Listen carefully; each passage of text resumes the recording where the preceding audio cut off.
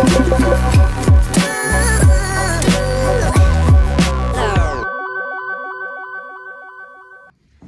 everyone, and welcome back to my channel. If you're new here, my name is Kaylin, and today I wanted to make a video talking about how to kind of be productive whenever you're feeling really bad.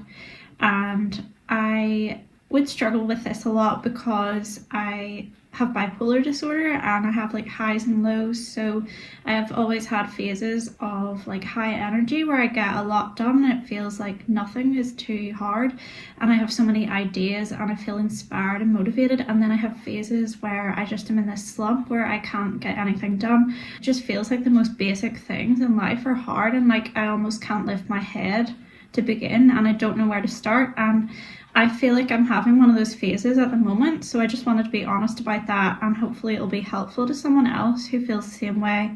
And I know that even if you don't have bipolar disorder, like everybody has bad days and days where they feel sluggish and it's hard to get going and you just don't feel motivated to do stuff. So yeah, I just wanted to share the things that help me when I'm feeling like that, and hopefully it'll be helpful to someone else. So I have noticed that since I have started having morning walks like every day, I have become more productive, and even when I'm feeling really low, that is the thing that kind of gets me started and it gets the ball rolling. Like in the past, before I had a dog, I didn't go for a walk every single morning and I would have these like changes in my mood, and I've always struggled with like obviously with mood swings and just being in totally different moods and kind of frames of mind. But I have found since going for a walk every single day around the same time, and like a long walk, it really clears my head and it helps me to organize my thoughts when they're feeling very kind of scattered and disorganized.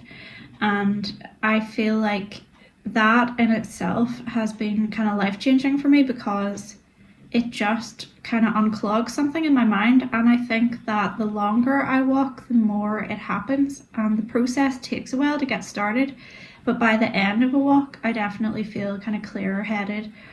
And having a dog has really helped me with that because I have to do it every day, like no matter how I'm feeling beforehand.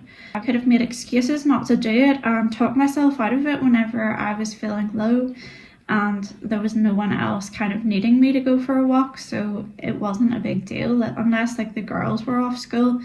That would have motivated me, but or like going out with them and stuff. But now I have to take the dog for a walk every morning and he's very hyper, so he needs to be walked quite a lot, and that really helps me.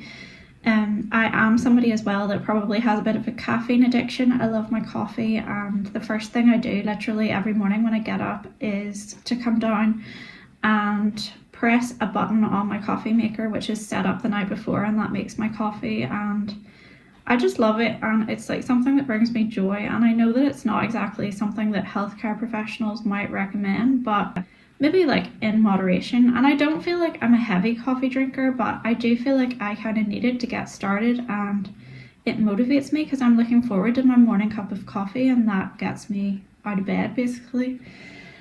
And those little kind of simple things, like things that you really enjoy, I think it's good to start your day with that and to have something to get you out of bed that you look forward to. It doesn't have to be something major, it can just be something like that. And I'm not somebody that drinks energy drinks, so that is kind of my thing, like that's my little way of getting caffeine. And I do think that a burst of caffeine when you're feeling really, really low, it does help you to get stuff done. And another thing that I have found so helpful when I'm not feeling productive and I don't know where to start is to put on like a YouTube video in the background. And as I've said before, I really love Kate Singh Magical Living, and I love videos like that where someone chats for a long time and you can just have it kind of running in the background like a podcast. You don't have to like focus on the video or sit and watch necessarily, but it's like having the company of a friend, and it feels like you've got someone to support you to do the things that you really don't want to do or feel like you can't do. And I also find it helpful having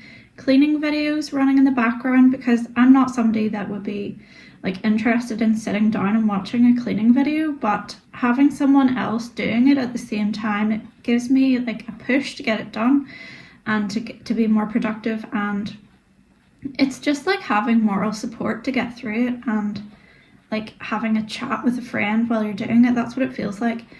So that has been like really life-changing for me, because I feel like whenever I'm in that mood where I feel like I can't get started and I don't want to clean and I don't want to be productive, like I don't know how to talk myself into it, and I will just have this kind of negative commentary running in my mind where I'm like, I don't want to clean, I can't do this, I'm not good at this.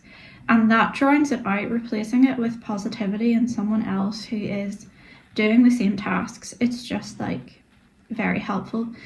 And I also find that if I make a point of doing something really simple but that I've been putting off first, it basically it makes me feel like I've achieved something, so I can keep like achieving small things, if that makes sense. So for example, like there are things where I kind of procrastinate with it because I just have this constant to-do list running in my head, and there's certain things that I just really want to put off. But like for example, this morning I phoned about my car because whenever we were getting the warning light looked at last week, I found out the brake pads needed changed, and I managed to find somewhere that would do it for half the price that they were going to fix it for. So I phoned and got it booked in today, and just doing that really small thing that I didn't want to do, it felt like it made other stuff feel doable as well. And I think if you just start with something small that doesn't take a lot of time but that you really don't feel like doing,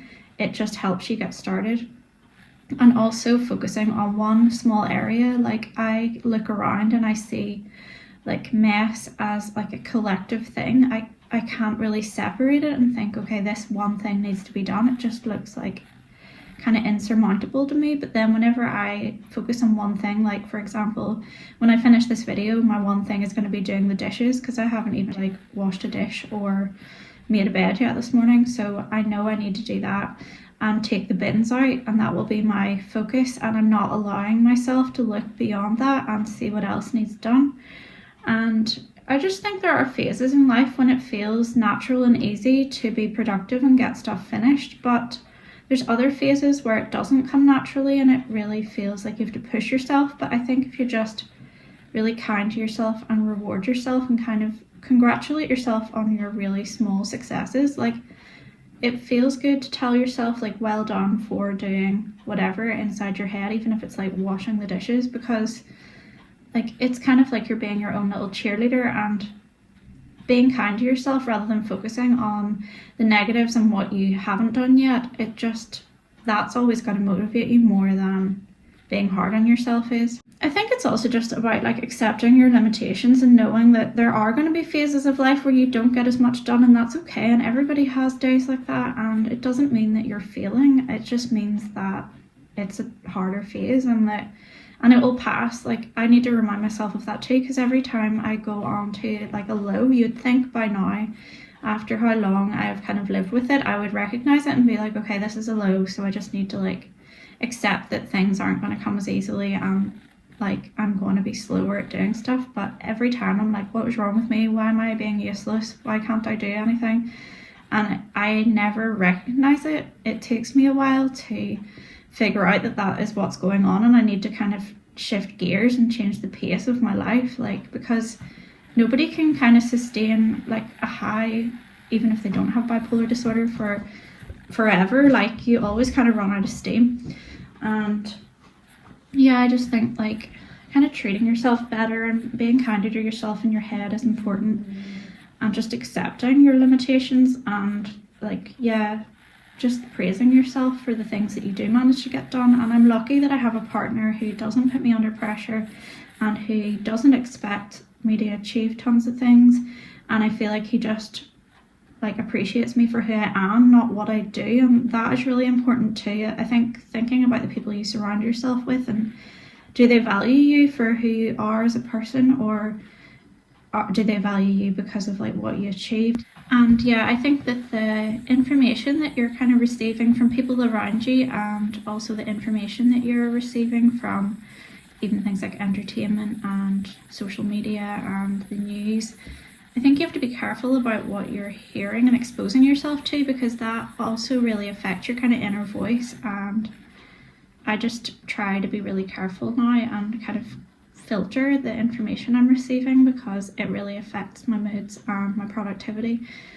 And yeah, I hope this video is helpful to someone, and I know that these tips are very kind of simple and small, but I think that's where you have to start when you're feeling like you're not productive, and there's no point in setting huge goals. It's better to start with things that feel manageable to you.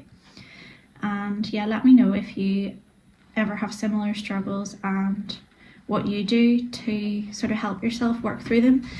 And I also think like I've been feeling a little bit like that about my no buy, because I have started the year kind of in this mood, and I want to kind of rise above it and stay positive about my no buy. I still really hold on to my reasons for doing it, and my motivation is to like save money, be able to travel more and spend more on experiences rather than stuff, and also to declutter. So I know it's happening for a very good reason.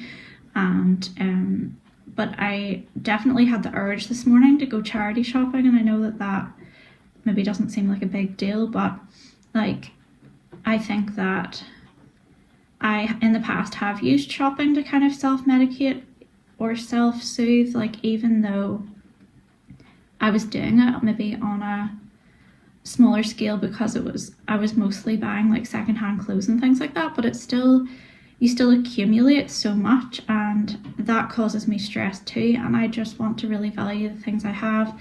So I was able to kind of let the urge to go and buy like wash over me and not act on it, and I am going to focus instead on organizing my wardrobe, reminding myself of what I have, playing around with my clothes, and making myself like be grateful for what I have. And I think writing gratitude lists can help you as well when you're feeling very slow and you're not feeling productive, because it sort of shifts your mindset. I find if I sit and write down a number of things that I am grateful for, my mood improves instantly, and it just sort of shifts your whole way of thinking and makes you feel able to be more productive as well. So thanks for watching, and don't forget to subscribe for more content. And I'd really appreciate if anybody could let me know what content they would like, because in some ways, since I've been doing the no buy content, I feel like I've kind of put myself in a corner more, and I think having like a niche like that has helped me to find an audience, because before that I was kind of, my channel was more general, and it was like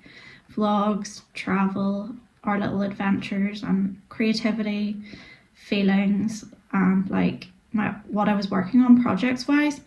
I think that with the no buy, like I've been able to connect with a really amazing community, and it's nice to have the support of everybody and to get talking to people, and even seeing you like talking to each other, and it's really inspiring. But I don't want to make my content so narrow that I can't talk about anything else, and I just wanted to know, is there any topic you wanted me to cover? Are there any like things that you would like to see in videos? It would just be good to get some feedback on that. So yeah, thanks for watching and have a great day. Bye.